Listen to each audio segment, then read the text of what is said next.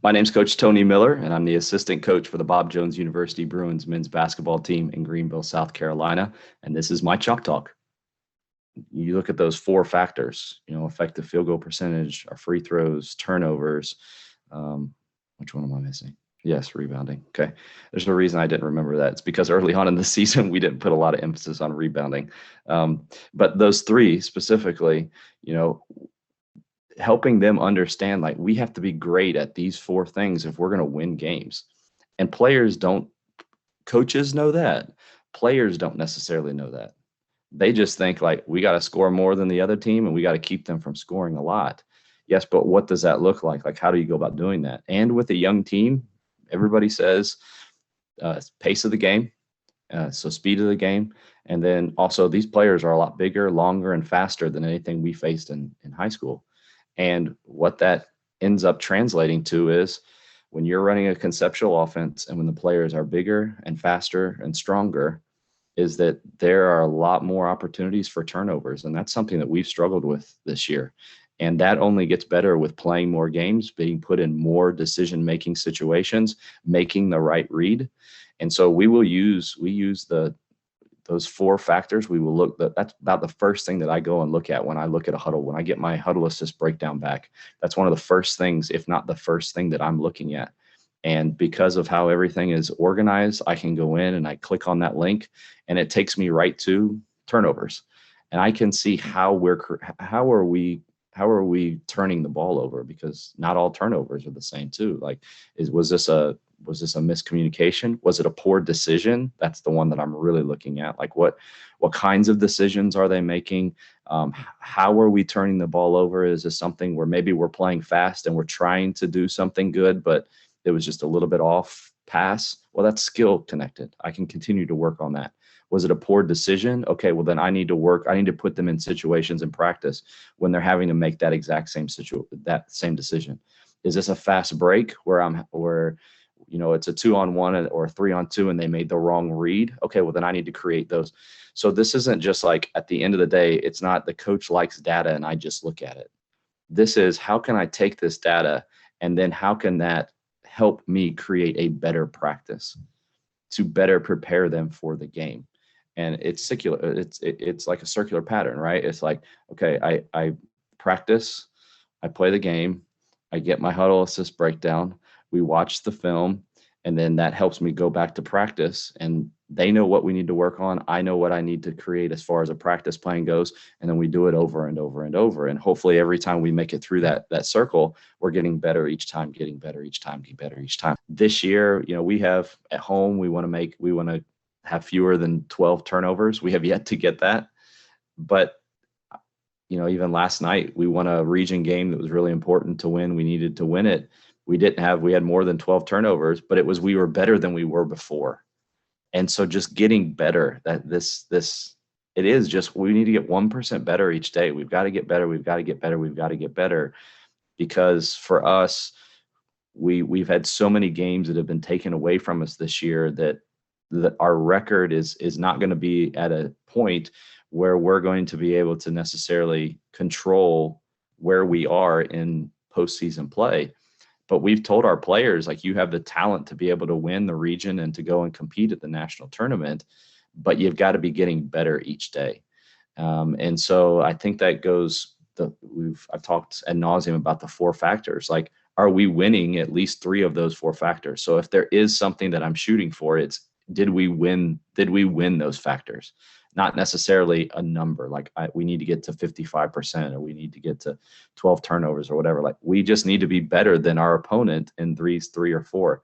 And that's one thing that I think coaches need to think about, is the fact that you need to control what you can control, but each game is going to be different. We are in a transition of moving to NCAA Division III. And what that means is, if you look at our schedule, we're playing like 3 to 4 Division I teams a year, and like anywhere between like 5 and 8 or 9 Division II games, then Division III games, NAIA games, NCCAA games. Those opponents are drastically different. And because of that, the types of games that you're playing, you could be sprinting up and down the floor in one game. You could be almost like knock down, drag, fight half court, another game you're playing all against 2-3 zone, another game you're playing, you're being pressed the entire game. I can't control those as a coach. And because the pace of the game and the style of the game changes so drastically from game to game, it is very difficult for me to hit exact numbers each time. And that's why you need to be better than your opponent in these 3 or 4 things rather than I need to hit a number, because sometimes I can't control that. I need to hit that number just simply because my opponent's style of play didn't allow me to hit that number. Those kinds of goals, being again realistic when you go into a game, what should we be doing better than this team? And I think that it's just pretty consistent that those 4 factors are things that are going to be consistent. So that's why, again, I'm just trying to harp on what matters to winning. I can't go into one game and say that these 5 things matter to my team, and then the next game and say, no, these 3 things matter now. No, these 2 things matter. By the end, they don't know what's important to winning and what's not important to winning. But if I tell them every single game, hey, we've got to shoot at a high percentage and take smart, great shots. By the way, that starts a whole nother conversation. Shot selection, every coach wants to talk about. Like, I look at that shot chart, I click on that thing, I see that, no, that wasn't a great decision. You should have made one more. That was a poor shot selection. Now I start getting like tangible pieces of what's a good shot and what's not a good shot. That's always hard with coaches, is shot selection. How do I define that? I'm looking at things that are consistent no matter who we're playing, so that my players at the end of the day, especially with a young group, they understand what matters to winning. These are the things that we need to do very well. And if we do these things well, we're going to give ourselves a chance to win. As I look at the report, when I go in and look at the report for us, I've talked a lot about this already, but with a young team, I'm scrolling down typically and going as fast as I can and getting as fast as I can to our turnovers. And, the turnovers that we had in this game, still a lot, but we've had a lot higher than that. And again, I'll go in and we'll click on that. When we click on that, it brings up, how are we turning the ball over? Is this something where we're trying to maybe make too many moves? We're not reading. That you'll see in these first 2 plays that we have put a huge emphasis with a young team. We've tried to communicate to them. When you see somebody in front, when you see chest in front, it needs to be like a stop sign and fire alarm, emergency lights, sirens going off in your head. Come to a jump stop. Well, you can see in these first 2 clips, that hasn't become a habit yet. And so we will go back and show this. When you see a defender's chest in front of you, that's an automatic jump stop kick, because it goes another layer past committing a turnover.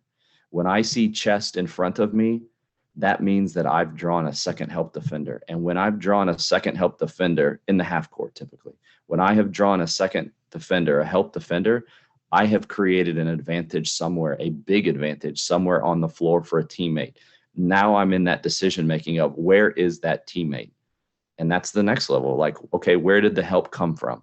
Well, if the help came from the corner, I just created a huge advantage for a teammate in the corner. I make the pass to the corner. And maybe a coach that's listening to this is like, well, we've worked on help and rotate. So we've rotated down. Okay, great. You've helped rotate one down. Well, we've also been working on making the one more pass. And so when the guy in the corner catches the pass, he's going to pass it one more up to the side. Say, well, our team's really great. We work on help and recover. Okay, well, my team's already conditioned to make one more pass, because we do a one more drill where it actually just, the ball is just whipped around the corner or around the perimeter, from the corner to the slot, to the other slot, to the corner. We're going to find an advantage somewhere. But I'm not able to even get to that advantage if we go all the way back to the beginning and a guy hasn't realized there's a chest in front of me. I need to come to a jump stop and make the extra pass to somebody else. So, we'll go back and we will watch this video. This is more in transition, but I come to a jump stop. I mean, he found the one more on that one, but it was too late. So, again, it all goes back to like, what are we trying to accomplish here on offense?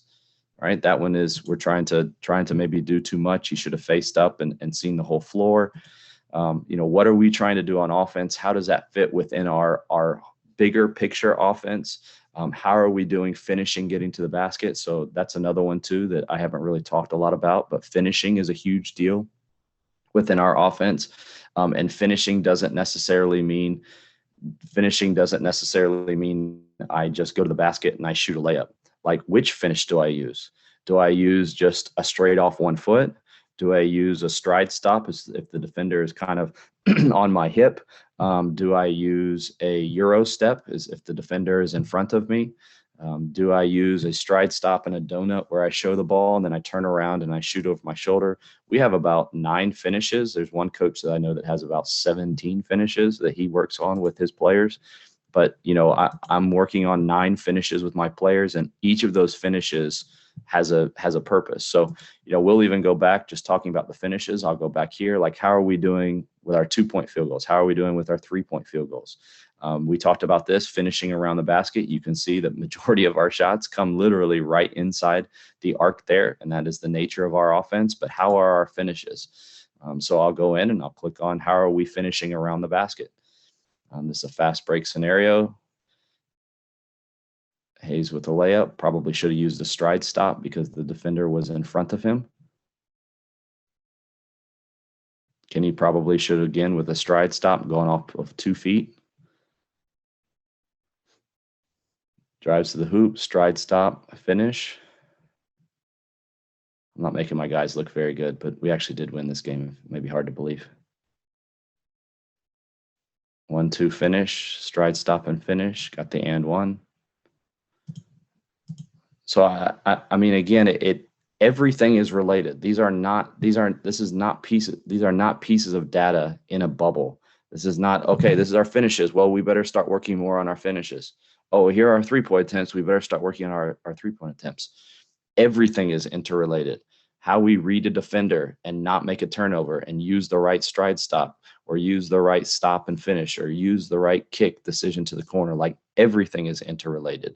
So when I look at this data, this is not just field goal, just 2-point attempts, just 3-point attempts, just turnovers, just points off turnovers, just everything is interrelated. And so what I'm doing a lot with this young team is I'm trying to help them see that everything is interrelated, and how you read a defender and not make a turnover and instead make the right read to somebody else is all connected. And so that will, again, go back to how we even like design our practices, because again, I am not just doing block practice of we're just working on finishes, or we're just working on decision making, or we're just working on 3-point attempts. We are working on all of those things all the time. If you come to our practices, I have practice plans that I've shared with coaches before, if anybody's interested in this, but you will see, like, it is most of the time, it is small sided game after small sided game after small sided game after small sided game. And that's not just roll the ball out and play. You will see in the right-hand column, okay, what are we emphasizing here? And I will manipulate players into positions where they have to read a help defender, or where they have to finish with a certain finish, or where they have to make the right kick to a 3-point extra pass to a 3-point shooter and make a 3-point shot. I'm manipulating everything to work on each of those pieces, but the players don't know necessarily what I'm working on. It is just the whole goal of conceptual offense is for them to think less and to just play more instinctually. Thanks so much for watching my Chalk Talk. Follow me on Twitter at Tony W. Miller and on Instagram at coach.miller. Talk to you again next time.